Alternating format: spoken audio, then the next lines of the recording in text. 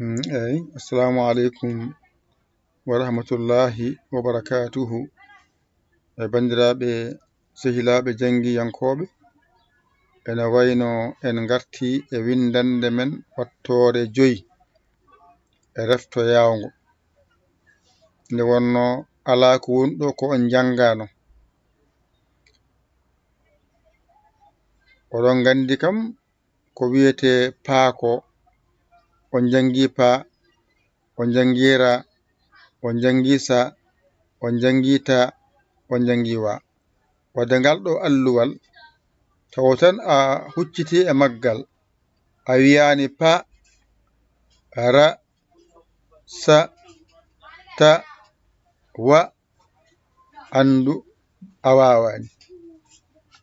Nden noon waɗi Dental Dina TV windande wattore 5 eɗen janga hen hande ko wiyete pa, eɗen janga hen ko wiyete ra, eɗen janga hen ko wiyete sa, eɗen janga ko wiyete hen ta, eɗen janga ko wiyete hen wa. Nden panani, panani, ranani, ranani, sanani, sanani, tanani, tanani, wanani, wanani. Dental Dina TV mo jeeno ko hen jiɗɗo jeeyede hen jahata ko YouTube, mbaɗa Dental Dina TV jiyangal, mbaɗa abonné janta e jangoɓe. 77 906 14 81.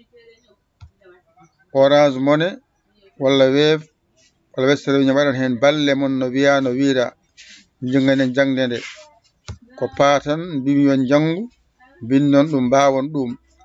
So tawi a wawano janga ɗo ɗiggita.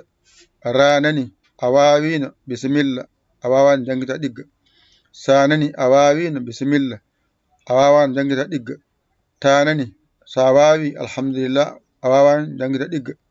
Wanani a wawi sa wawi jangita ɗigga ni foti. Ɗum tan woni ko janguɗo hande: pa, ra, sa, ta, wa.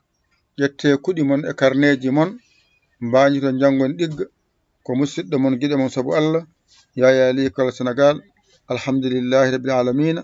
On jarama, wassalam.